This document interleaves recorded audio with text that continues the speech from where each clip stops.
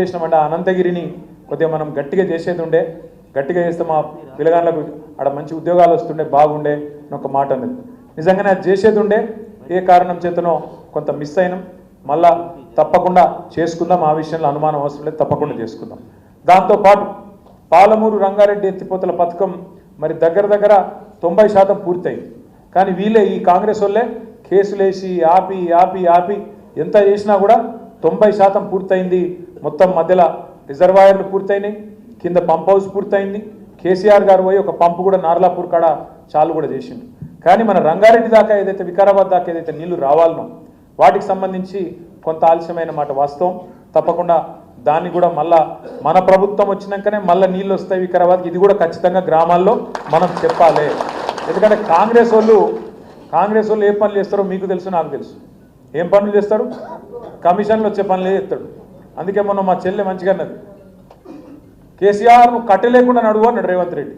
కేసీఆర్ నువ్వు కట్టలేకుండా నడువు అన్నాడు.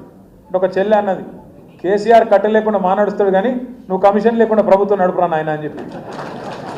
ఇవాళ రేవంత్ రెడ్డి ప్రభుత్వం అంటే ఏంటంటే మొత్తం ఒకటే పనులు ఉన్నారు మంత్రులు, ఎవరి దుకాణం వాళ్ళు తెరిచిర్రు.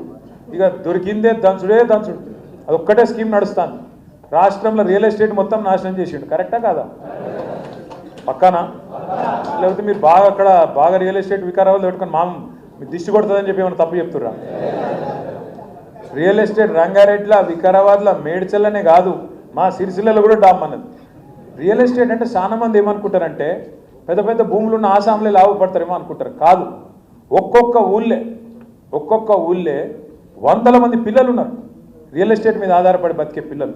వాళ్ళందరూ పొట్టగొట్టిండి ఇవాళ రేవంత్ రెడ్డి. వాళ్ళు కూడా మంట మీదే ఉన్నారు, రైతులు మంట మీదే ఉన్నారు, ఈ రియల్ ఎస్టేట్ పిల్లలు మంట మీదే ఉన్నారు. మహిళలు 2500 ఎత్తా అని చెప్పిండు. ఏది 100 రోజుల్లో 6 గ్యారంటీలు అమలు చేస్తా, గ్యారంటీ కార్డులు, దాని మీద సంతకాలు, వీళ్ళ మొఖాలకు అఫిడవిట్లు, దేవుళ్ళ మీద ఓట్లు, ఇన్ని పెట్టి గెలిచిరు. మరి ఒక్కటన్నా అమలైందా ఇప్పటికీ? ఒకగా బస్సు, ఇక బస్సు ఎంత అందంగా ఉందో నాకంటే బాగా మీకేరు. అందులో పోతే టికెట్ కొన్న మొగోళ్ళకేమో జాగలేదు, లేడీస్ ఏమో ఇలా సీటు కోసం కొట్టుకునే పరిస్థితి వచ్చింది. అదేమో అందం ఉందంటే అది కూడా చక్కగా లేదు. అక్కడుంది. ఇంతకు మునుపు ఎవరన్నా లేడీస్ వస్తే కుసోమ్మ అని చెప్పి సీట్ ఇద్దురు. రేవంత్ రెడ్డి పుణ్యానం ఇంకొక 15 ఏళ్ళు కాంగ్రెస్ మాత్రం మళ్ళా తెలంగాణలో ఓట్లు అడిగే పరిస్థితి కూడా లేదు అనే మాట కూడా తెలుసు. కానీ మనందరం అట్లా అని చెప్పి ఎక్కడోళ్ళం అక్కడ మళ్ళా గెలిచిపోయినామని ఇంట్లో వండుకుంటే మళ్ళీ ఇప్పటి లెక్క మోసం జరుగుతుంది. అందుకే దయచేసి నేను మిమ్మల్ని కోరేది ఏంటంటే, వికారాబాద్లో 6 మండలాలు ఉన్నాయి. 6 ఉన్నాయా? 6 జెడ్పీటీసీలు, 6 ఎంపీపీలు ఉన్నాయా? మరి ఎలక్షన్ ఇంకో 15 రోజుల్లో వస్తుందట. 10-15 రోజుల్లోనే ఎలక్షన్ డిక్లేర్ చేస్తారట. మరి ఎలక్షన్లకు రాగానే మళ్ళా నేను ఆనంద్కు దగ్గర, నేను సవితక్కకు దగ్గర, నేను ఫలానోళ్ళకు దగ్గర, కాబట్టి నాకే టికెటు, అవతలటో ఇంకెవడన్నా మంచోడు నాకంటే మంచోడు ఉన్నా నాకే కావాలి, నాకు ఇస్తేనే పార్టీ మంచిది, లేకపోతే చెడ్డది అంటే మళ్ళీ మొదటికే మోసం వస్తుంది. దయచేసి నేను మిమ్మల్ని కోరేది ఒకటి, 6 జెడ్పీటీసీ టికెట్లు ఉన్నాయి, 6 మందికి బీఫామ్ వస్తుంది. ఒక్కొక్క మండలంలో 10 మంది అడుగుతారు, బరాబర్ అడుగుతారు, హక్కు.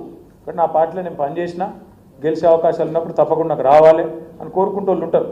కానీ పార్టీ అన్నప్పుడు అన్నీ చూసుకోవాలి, బ్యాలెన్స్ చూసుకోవాలి. అందులో అన్ని కులాలు రావాలి, బీసీలు రావాలి, ఓసీలు రావాలి, అందరు రావాలి, ఎస్సీలు రావాలి, ఎస్టీలు రావాలి, అందరు రావాలి. కాబట్టి ఒక్కొక్కరికి అప్పుడప్పుడు టికెట్ రావచ్చు, రాకపోవచ్చు. 10 మంది అడిగితే ఒకరికి వచ్చింది కదా అని చెప్పి 9 మంది ముఠా కట్టి వాడిని ఓడగొడదాం రాబాయి, సరే ఫస్ట్ అయితే వాడిని కొడదామని చెప్పి మనోనే పొడిచిరనుకో ఇంకెళ్ళి మళ్ళీ ఏమవుతుంది? మళ్ళీ మెత్తుకోవాలంత కథ అవుతుంది. పట్నం మహేందర్ రెడ్డి ఏం చేసిండో మళ్ళీ దానికి దీనికి తేడా ఏముంటుంది మరి? అందుకే దయచేసి నేను మిమ్మల్ని కోరేది ఏంటంటే, ప్రజల్లో మనకు అనుకూలమైన వాతావరణం ఉంది. కేసీఆర్ గారు తిరిగి ముఖ్యమంత్రి కావాలి అనే కాంక్ష ప్రజల్లో బలంగా ఉన్నది. కాంగ్రెస్ వాళ్ళు ఎక్కడ దొరికితే అక్కడ గుద్దుదామన్నంత కోపం ఉన్నది. బీజేపీ మీద కూడా అంతే స్థాయిలో కోపం ఉన్నది. కానీ మనం ఐకమత్యంగా పని చేయకపోతే, మళ్ళీ మనం టికెట్ ఒకరు తీసుకొని ఇంకోళ్ళు వెనకకెళ్ళి ఇంకో దిక్కు చేసి అటు పోయి ఇటు పోయి ఇచ్చకపోతే, మనమే ఐకమత్యం లేకపోతే మళ్ళా నష్టపోతాం. దయచేసి దండం పెట్టి చెప్తున్నా, ప్రతిపక్షంలో ఐక్యత ఇంకా ముఖ్యం. అధికార పక్షంలో ఉన్నప్పుడు ముఖ్యమే, కానీ అధికార పక్షంలో ఉన్నప్పుడు కొంత నడుస్తుంది. ఎందుకంటే అధికారం ఉంది కాబట్టి నీకు దోస్త్ అయినోడు కానోడు ఇద్దరు కలిసినట్టు నటిస్తారు.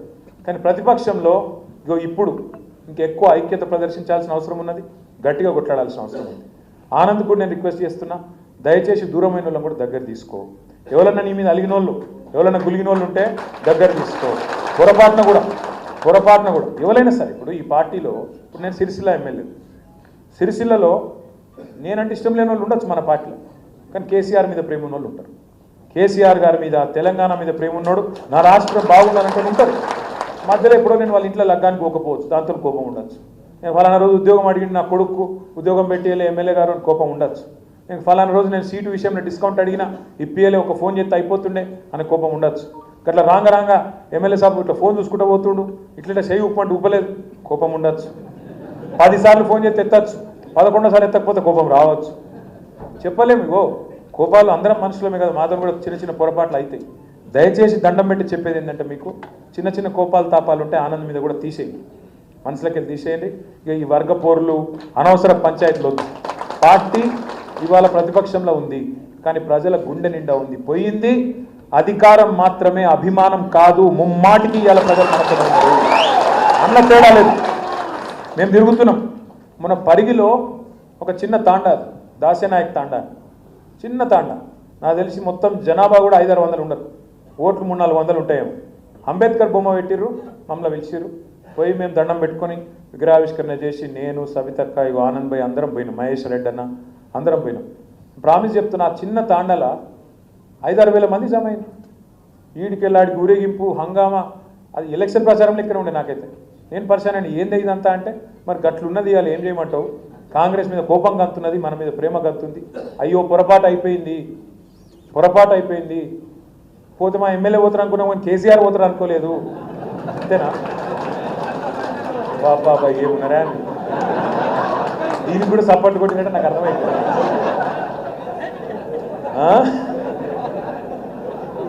పోతే మా ఎమ్మెల్యే పోతారు అనుకున్నాం, కేసీఆర్ పోతారు అనుకోలేదే. ఇక మరి మీ ఎమ్మెల్యేలందరూ వెనక కేసీఆర్ ఎట్లుంటాడు నాకు అర్థం కాదు. కాబట్టి మనందరం కూడా ఇక గవర్ని అందుకే ఇవన్నీ నేర్చుకోవాలి, ఒక్కొక్కటి నేర్చుకోవాలండి. మా ఎమ్మెల్యే పోతే కేసీఆర్ కూడా పోతాడు, ఎమ్మెల్యేలు ఉంటేనే కేసీఆర్ ముఖ్యమంత్రి అవుతాడని ఎరుక కావాలి మనకు కూడా.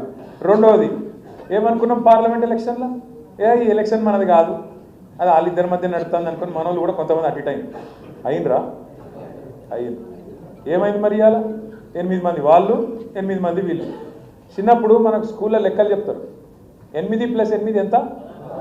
16. కానీ ఇవాళ తెలంగాణలో 8 మంది కాంగ్రెస్ ఎంపీలు ఉన్నారు, 8 మంది బీజేపీ ఎంపీలు ఉన్నారు. తెలంగాణకు తెచ్చింది ఎంత? అందుకే 8 + 8 ఎంత? గుండు 0. మొన్నటిదాకా ఎగిరిండి కదా రేవంత్ రెడ్డి, గుండు 0 అని. ఇప్పుడు ఢిల్లీలో కాంగ్రెస్కి వచ్చింది ఎంత? అందుకే ఎగిరద్దు. పెద్దలు ఏమంటారంటే, విజయం వచ్చినప్పుడు పొంగిపోవద్దు, అపజయం వచ్చినప్పుడు కుంగిపోవద్దు. అందుకే మనం ఓడిపోయినంత మాత్రాన బేజారు కావద్దు, గెలిచినామని చెప్పి నీళ్ళు కద్దు. గెలిచినాక మమ్మల్ని మించినోడు ఎవడలేడు, నేను 30 మార్కాన్ 32 మార్కాన్ నడవదు.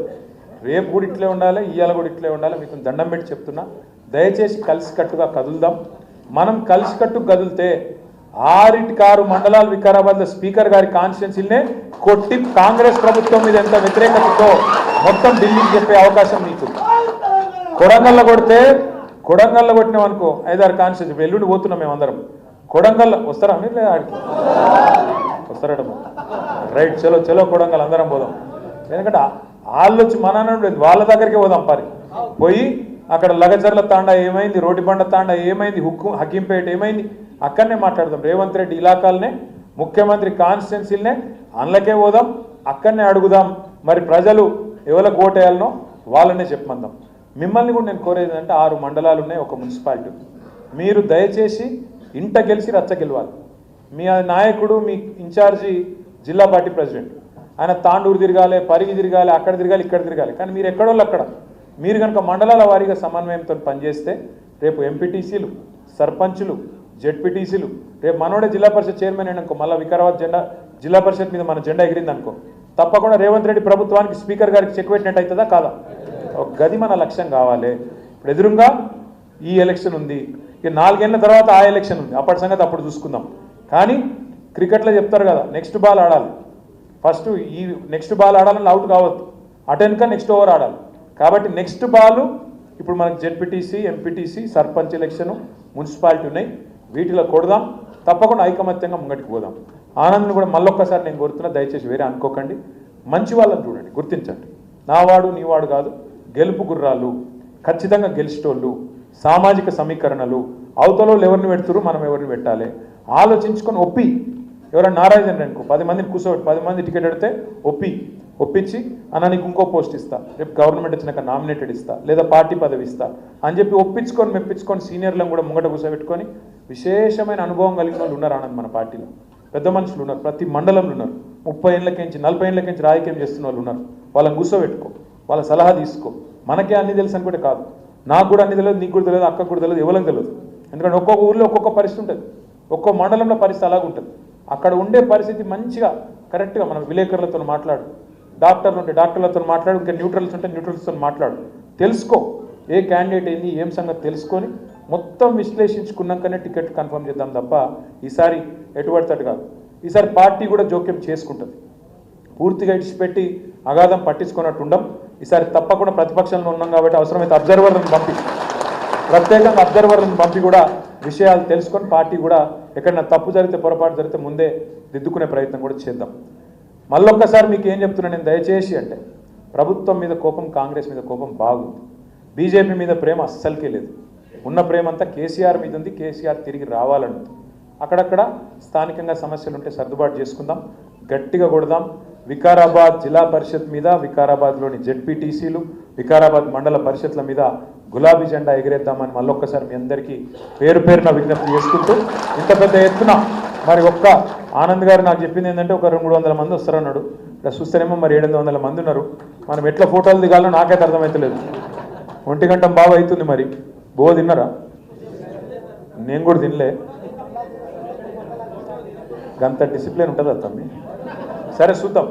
నేను ఇగో ఒక పని చేద్దాం అన్న, తిండి లేకున్నా ఫోటో కావాలి. ఏం చేస్తావే ఫోటో? ఒక పని చేద్దాం. నేను ఇక ఈడైతే నువ్వు కూడా దొప్పుడు ఎక్కువ ఉంటుంది. ఈ పక్కన ఒక అర్రు ఉంది, ఇలా మొత్తం ఇంతజాం చేసి పెట్టి రెడీ పెడతాం. దయచేసి అందులో కూర్చుందాం, మండలం బై మండలికి మీ ఆనందన చెప్తాడు ఎట్లా అనేది. ఆడ కలుసుకుందాం, ఒక్కొక్కరు దిగుదాం. 3 గంటలు కాదు 4 గంటలైనా నేను ఇక్కడనే ఉంటాను, మీతో ఉంటాను. దయచేసి ఎవరు లేవద్దు. నేను మళ్ళీ చెప్తున్నా, బంటారం వాళ్ళు మాత్రమే అక్కడ రావాలి, మిగతా దయచేసి ఎవరు రావద్దు. నువ్వు పులి గిలి అంటే తీసుకుపోయి ఆయన జూ పార్క్లో పెడతారు. మళ్ళీ మనం పులి లేదు గిలి లేదు, కానీ ప్రజల తరఫున గట్టిగా బరిలకు దిగాలి, గిరిగీసి కొట్లాడాలి. అవతలోడు రేవంత్ రెడ్డి అయినా నరేంద్ర మోడీ అయినా భయపడకుండా కొట్లాడే